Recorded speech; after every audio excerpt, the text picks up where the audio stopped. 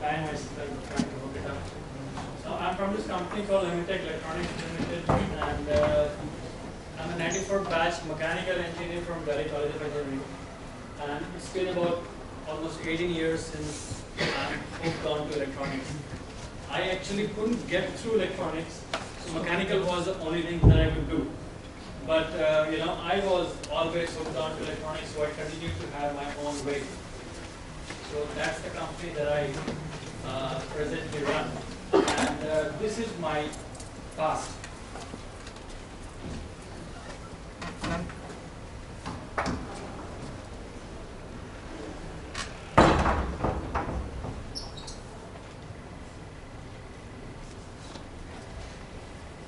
So I have had experience designing power supplies, then monitor scopes for the TV industry, oscilloscopes, various frequencies, then beat frequency oscillators, audio power meters for amplifier industry. We've got these Ahuja systems and these speakers. So we needed to have devices which could absorb that power and tell them how much RMS power they had in their amplifier. They needed some things which could drive 20 hertz to 20 kilohertz for the testing of speakers. So we used to design that.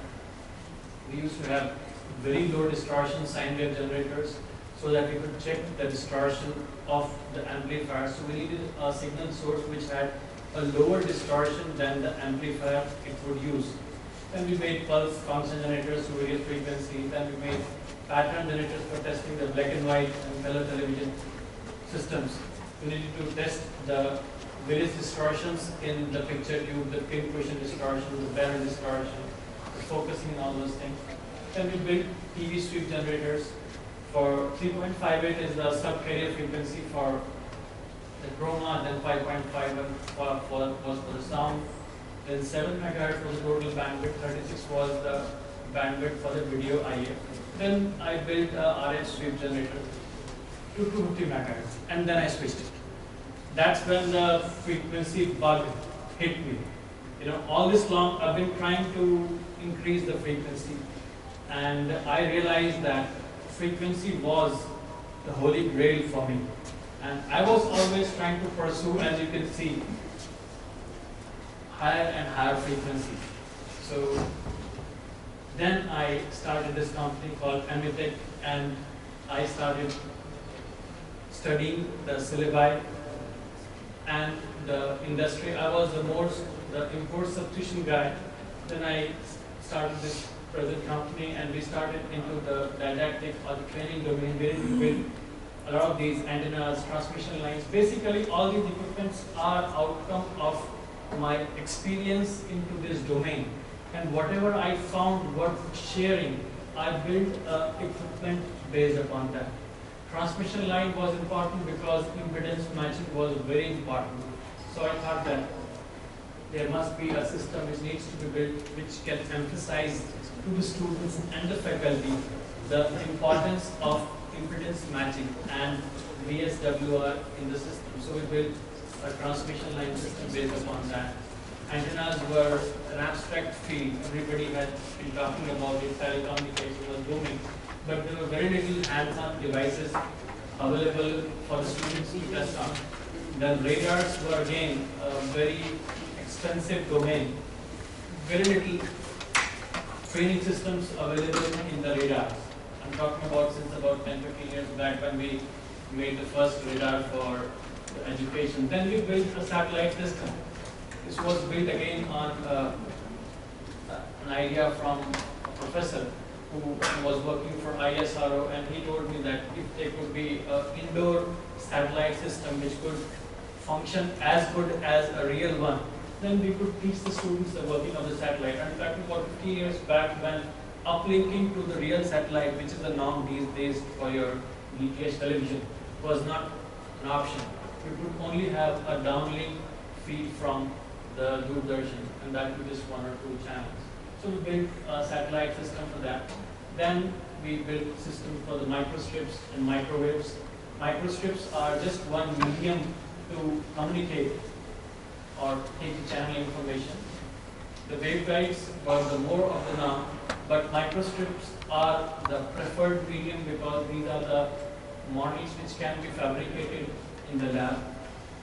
Then the power meters were again very important because we had microwave waveguide benches and very antiquated methods to measure the power, only the relative power using the VSWR. Absolute power generated by the current diodes or the klystrons were not available. So we tried to build up a system for microwave power metering. Then EMI EMC was, we had been doing as a part of our antenna instrumentation. We had to contain the power in the transmitter and have the receiver in the same units. So we wanted the communication to happen only from between the antennas and not from the system, as Professor Purohit was talking about. So we built EMI EMC probes, the probes which could identify the presence of a magnetic field by virtue of the current or the electric field by virtue of the voltage. These are the two modes in which the RF transmission may happen. So we could have a probe which could identify between the magnetic and the electric fields. And then we built a number of test instruments. I've been doing some things for the photolithography, for ISR, doing some robotics for the industry. So a lot of things I'm doing. But right now, I'll talk about my microstrips and antenna experience. So these are some snapshots from my experience. 5-axis antenna far field positioner is one product that we built in this domain. So this positioner can, as he is talking about the problems in doing the antenna measurements in the institute. So we built a positioner which could rotate the antenna in the polarization.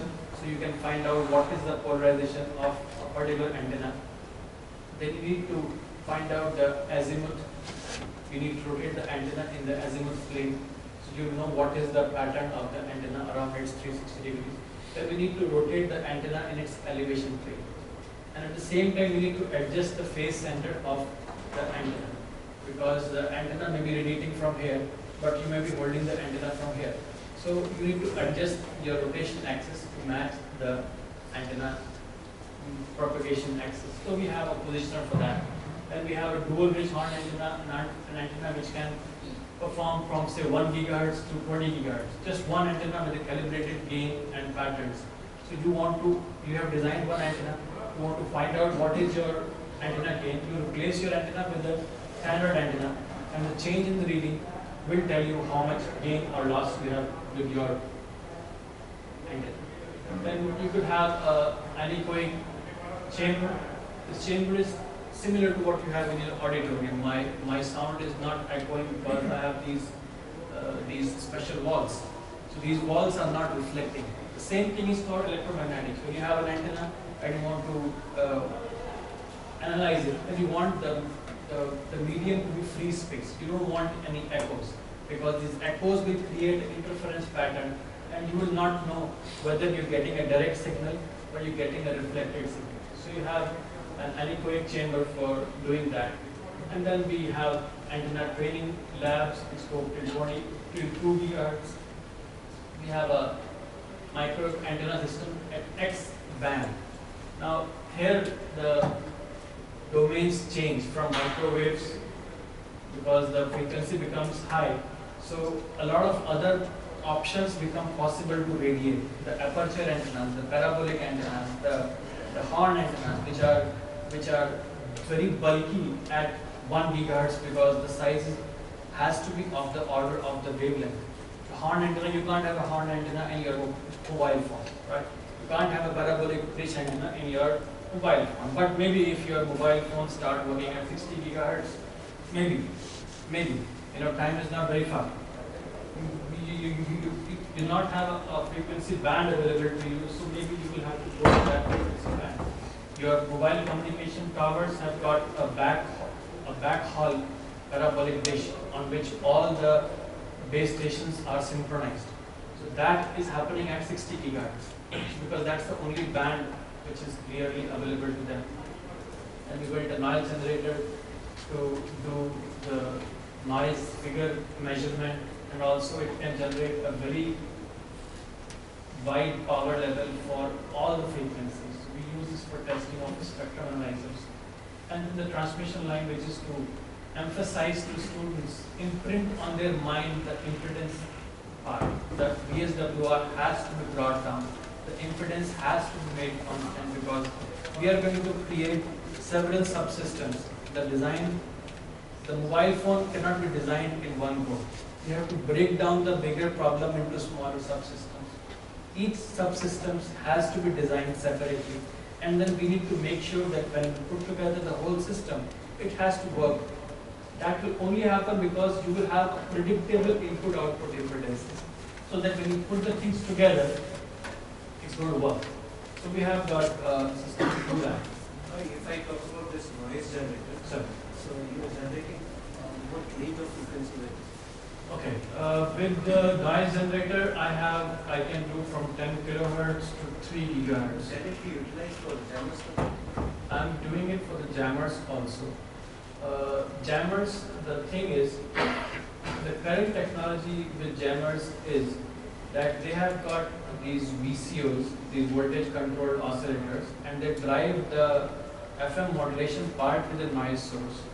And then they have one high power CW signal, and then they modulate it, right, with the noise. So instead of generating a high power over the whole band, you have got one power at one frequency and then you modulate it. So effectively, you want that frequency to be able to, so you have a hopping signal or a modulated signal, you want that signal to be available simultaneously. If I had a noise, and if I need to generate 1 watt, 1 watt when distributed over a wide bandwidth will give you a very low power level. So effectively, your signal to noise ratio may not be impeded that much. So what they do is they have a CW power with a high power and then they modulate it. So that is what, but yes, if I have a broad band noise generator, I have a high power amplifier, I can effectively jam pretty much anything. I talk about it in the strategic electronics that we do. We have tried to offer such low cost systems, man-packed, portable, because the jammers, let me be very frank with you. If I talk about the students level, Yeah. undergraduate students, is it possible to Yes. have a jammer for Oh, yes. Oh yes, see I have these noise diodes. These are nothing but just avalanche diodes which are biased in reverse, and because of the Zener action around 6 to 7 volt, they will generate avalanche noise. So that is of the order of maybe this noise power level is sufficient for the jamming level. that's what I'm trying to come to. I have from the diode about 30 dB microvolts available to me, and then I amplify and amplify. So if I have a 40 dB amplification, I can get to 70 dB microvolts. So that's roughly of the order of minus 30 dB. So if I have another 1 watt amplifier to 40 dB, I will have 1 watt power, but that power will be all distributed over a wide spectrum. So when you measure on a power meter, you will get 1 watt, but you measure it on a spectrum, the received, the signal amplitude will be less. So that's what I'm trying to make you understand, that is how it's going to happen. So I may be having a 1 watt amplifier working very hot, but actually the voltage level will be very, very small because the bandwidth is very high. I use it for a lot of things. Jamming is one application. Noise figure measurement is another. The noise generator has the diodes are designed in such a way that the frequency spectrum they generate is very wide. Because I have seen there are so many circuits are available on the internet, by which they claim that you can change the signal. Yeah. But if I do the practically all those things. Actually, I buy these things from US, and I have to give an export, certification that they will not be supplied to Syria, Libya, or not to be used for, other purposes than what it is desired for. So I've cut my hands and given it to US government. If I were to use it for them, probably they will come knocking on my home and pick me up. Nobody would know of me. So, but then it was a very interesting thing. Very few things are in this available in this domain. So we just, try to do that diode thing. Then the radar and the satellite, we have got satellites which can do reports 2.4 gigahertz, 5.8, and noise figure analysis.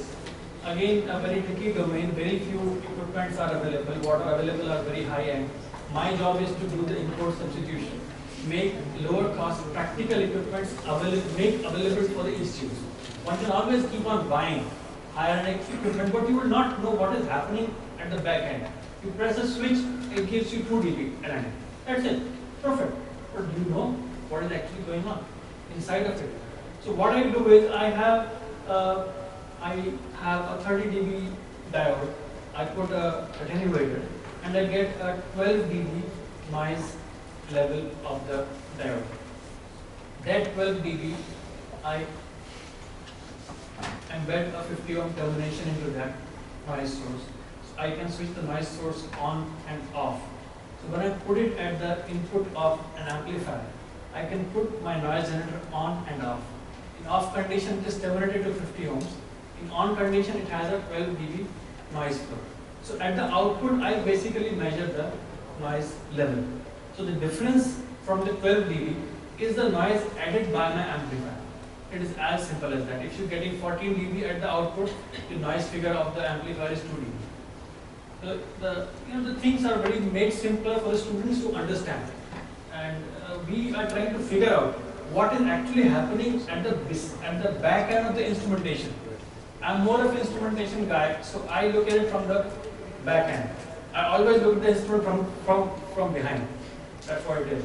So we built a phase array antenna trainer. We have been giving it to Air Defense Academy for rehearsing as we're talking about, for training of students on phase array and how a beam can be steered by having a MATLAB code, and you could have a radar or maybe a MIMO system or whatever. Then we have a radar cross-section system. I'm working with a DRDO lab wherein they are interested in finding out the radar cross-section of their missiles. So it is a Pinaka missile, it's a Bofors shell, it's a M155 mm caliber, 135 mm caliber. All these rounds, they are wanting us to find out the radar cross-section, because the moment they fire a shell, China can back calculate, extrapolate the trajectory, and the next shot will come directly to the tank. So if they can detect the ammunition, they can find out from the trajectory where that shell is coming out from. So they want their ammunition to be invisible. So that is what the thing I am doing with the one lab. Then we try to build some radars for the education short range. Radars are good, but they're very powerful. They're using kilowatts of power. You can't have such a system in the lab. Our job is to make the things small, portable, expose the students to minimum amount of power. But another bigger problem is 300 nanosecond per meter. That would be the range of the speed of the electromagnetic wave. So you want the radar to work for 10 meters. You need to be able to work in that nanosecond domain. So your on-off time of the pulse will become very short. So we have the radars for that. Then the microstrips and microwaves are the regular thing. For the waveguide, we have got a number of components. We will be making all sorts of components. We will not be making klystron tubes because they use 200 volts DC, which I feel for the students is hazardous. I am selling in 30 countries abroad. Everybody in Europe or USA wants my equipment to work off battery, 9 volt battery maximum. I can't have a students to be exposed to 200 volts DC. It needs precaution. You need to take precaution with high power, high voltage. So I always build my waveguide labs. Yeah. This one is the norm. I've been fighting tooth and nail for the last 10 years. People are listening. This forum is one of those forums where I try to make my point available to the syllabus committee. That why Why you limit yourself to that one device? Why don't you allow other options? Your Tata Sky, Can you suggest some options? yes, Tata Sky का LNB होता है, 100-200-400 रुपए का एक LNB आता है, but it has got a dielectric resonant oscillator. I'll show you in the next slide what I have made out of I it. know this DRA. So that DRO generates very precise signal, which has very low phase noise, amplitude stable, very high EQ. Why don't we use that? Why do you stuck yourself? No, we want this one. We want this one. Why? I mean, things have changed in the last 50 years. As I know, because nothing is in India this manufacturing of this one and all this. Restaurants are being made by Raytheon. They stopped doing that 30-40 years back. So what we are doing is recycling. We are actually purchasing old restaurants. Yes, from along there is shipbreaking happening. So a lot of things are coming to India, and we are trying to peddle them. That's not the right thing to do. We should be open to newer technologies. I'll talk in the last slide about the new thing that I've come out with. And the propagation trainer is just to increase the wavelength of propagation so that the effects of photonics, the Fabry-Perot or Michelson interferometer can be observed on the microwave domain. Because the wavelength we have increased, we are able to observe these effects, which are very difficult to observe stably in optical domain. So we come out with a propagation system. And power meters were basically just to fill in those gaps. The power meters were always very expensive things, and nobody would offer a warranty on the sensor. So we were the first people to offer a 3-year warranty on the sensor. You actually are manufacturing, or you are getting customers? I am manufacturing This is the X-band power meter total part, right from the sensor to the electronics behind. The power meter 20 gigahertz. I'm making a diode-based sensor, and we have what the basic thing. I'm not offering a power meter for the telecommunications people, wherein they have got a modulation CDMA or a GSM to measure. I'm making these power meters for the education, wherein you have got a CW signal and you want to measure it reliably. just for laboratory. Just for laboratory CW. The things you need to understand is that the input impedance provided by my power meter has to be constant 50 ohms over the whole frequency range of 20 gigahertz, and it has to have a predictable response to the frequency. So that's what I'm doing. As you talk about 20 gigahertz, so whether it will work to extend? Oh yes, it will go right from 10 megahertz to 20 gigahertz. You've got these low barrier Schottky diodes available, which we mount at the back of an attenuator, basically to provide a constant impedance. Microwaves is all about impedance, and you need to control it. That's all. Power meter 4 gigahertz. This uses IC, a device which can basically has a successive logarithmic amplification and can do 4 gigahertz power measurements to a very low noise, a very low signal levels. While networking, we do a lot of things. We again trying to find the gaps in the practical and the theory, and trying to fill in those gaps. Sensor networking was one. Wireless networking, network security. Everybody talked about that huge Assam exodus, but did anybody know how to control it? Do we know how to plug those loopholes? Do we know how to block Facebook? We really don't know. The Ministry of IT can give a lot of media reports, but they really have no clue on how to plug those. China has a great firewall of China. I've been to China and tried to open up a lot of those sites. You do whatever. Proxy server, anonymous HTTP, you do whatever, you cannot cross that line. That is the kind of security they have in their system built in, and you really can't do that. So I'm trying to make practical Cisco routers available from Cisco and offering it to the institutes. Cisco sets up your networking in the institute, but they are hesitant to provide you the know-how or the training on how their routers work. How do you program those routers? I buy these stuff from US and then make a training system out of it, and then we give you training in wireless networking using actual Cisco routers. Then again for the Ethernet networking and the network security, totally how you can implement a firewall inside a router, not on a desktop. So there are things we're trying to, for both mobile networking, wireless mobile, it's an upcoming field. Right now we are working on software-defined radios, and we are trying to hook them up to MATLAB so that you can make your own communication protocol. Why not you make a new 4G?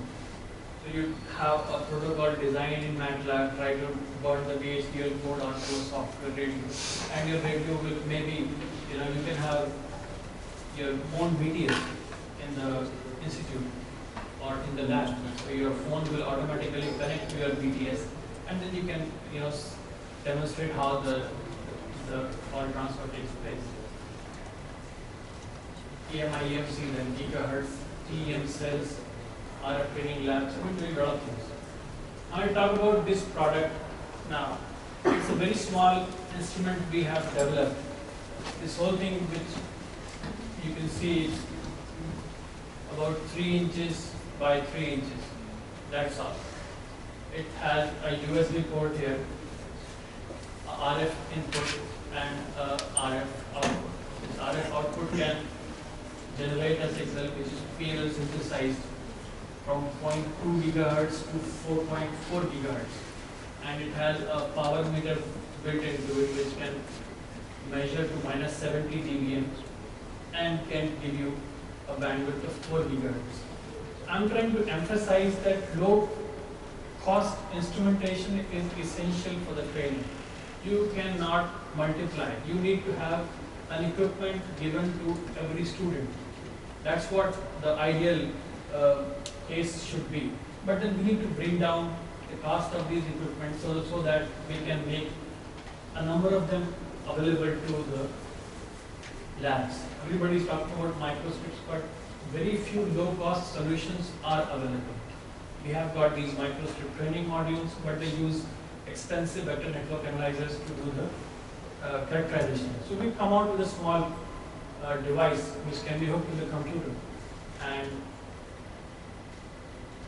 give you the training. So this is the kind of the interface it runs from. It's a LabVIEW program. Maybe we'll have somebody from National Instruments talk to you about the LabVIEW. We have developed a graphic user interface using the LabVIEW. So you can practically run that instrument from this interface. You can just start the frequency, stop the frequency, and give a step size and a dwell time.